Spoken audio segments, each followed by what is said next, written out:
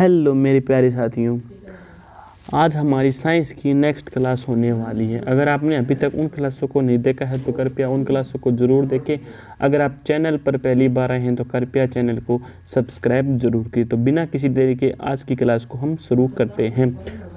तो सबसे पहले आ गया वसा या लिपिड्स। आज हम वसा या लिपिड्स पर चर्चा करने वाले हैं। तो क्या है कि वसा के अणु ग्लिसरॉल तथा वसीय अम्ल के संयोग से बनते हैं। यानी जो वसा होती है ना, तो वसा के जो अणु होते हैं ना, तो वसा के अणु ग्लिसरॉल तथा जो वसीय अम्ल होते हैं ना, उनके संयोग से बनते हैं। तो हमको पता होना चाहिए कि जो वसा या जो लिपिड के अणु हैं वह किससे बने होते हैं। तो वसा के जो अणु होती है ना, वह ग्लिसरॉल तथा वसीय अम्ल के संयोजन से बनते हैं। उसके बाद आगे क्या है, आगे हमारा वसा कार्बन, हाइड्रोजन व ऑक्सीजन का यौगिक होती है। यानी जो वसा होती है ना, तो वसा कार्बन हो गया, हाइड्रोजन हो गया और ऑक्सीजन हो गया। तो इनके सभी के यौगिकों से ये क्या है, ये वसा बनती है। उसके बाद क्या है, इसमें 3 वसीय अम्ल व ग्लिसरॉल होते हैं। यानी जो होती है ना हमारा वसा या जो लिपिड्स है ना, तो इसके अंदर क्या है, इसके अंदर हमारे 3 वसीय अम्ल व ग्लिसरॉल होते हैं। उसके बाद वसा की उसके स्रोतों के आधार पर 2 भागों में बांटा जाता है। यानी वसा के उनके जो स्रोत होते हैं ना, उसके अनुसार पर वसा को 2 भागों के अंदर बांटा गया है। तो वे 2 भाग कौन कौन से हैं, तो उनका भी हमको पता होना चाहिए। तो वसा के जो 2 भाग हैं, यानी जो हमारे हैं जो वसा है ना, तो वसा के जो स्रोत है ना, तो उनको 2 भागों के अंदर बांटा गया है। तो ये 2 भाग कौन कौन सी है? पहला हमारी है जंतु वसा, दूसरी है हमारी वनस्पति वसा, तीसरी है हमारी संतृप्त वसा। तो जो जंतु वसा है, जंतु वसा के अंदर दूध, पनीर, मक्खन, अंडा, मांस व मछली के तेल से होती है।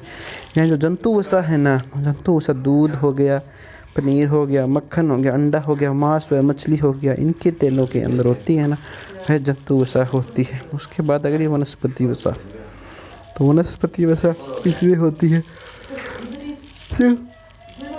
वनस्पति वसा है ना, वनस्पति वसा क्या हो गया, वनस्पति वसा वनस्पति तेलों में उपलब्ध होती है। यह तेल अखरोट, बादाम, मूंगफली, नारियल, सरसों, तिल व सूरजमुखी आदि से प्राप्त होती है। जो वनस्पति वसा है ना, तो वनस्पति वसा तेल अखरोट, बादाम, मूंगफली, नारियल, सरसों, तिल व सूरजमुखी आदि से प्राप्त होती है।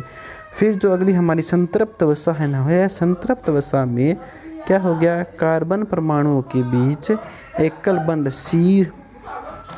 बॉन्ड सी होता है और ये कमरे के सामान्यता पर ठोस अवस्था में तथा उच्च गलनांक वाली होती है। जैसे जंतु वसा हो गए, घी हो गया, मक्खन हो गया, मांस हो गया, ताड़ का तेल हो गया, यानी पाम ऑयल भी हो गया। फिर क्या है, अन्य पदार्थों जिनमें यह फैट पाया जाता है, नारियल, आलू और आलू के चिप्स, केक और पिज्ज़ा के अंदर यह संतृप्त वसा पाई जाती है। फिर संतृप्त वसा में क्या है कि जो संतृप्त वसा है ना, तो संतृप्त वसा में ट्राइग्लिसराइड, पीमीटिक एवं सिटीरिक अम्ल पाए जाते हैं। तो संतृप्त वसा में क्या पाए जाते हैं, संतृप्त वसा में ट्राइग्लिसराइड, पीमीटिक एवं सिटीरिक अम्ल पाए जाते हैं। फिर क्या है, फिर है संतृप्त वसा ज़्यादा खाने से हमें हृदय रोग हो सकते हैं। यानी जो संतृप्त वसा है ज़्यादा खाने से हृदय रोग हो सकते हैं। यह हमारे खून में कोलेस्ट्रॉल की मात्रा को भी बढ़ा देता है।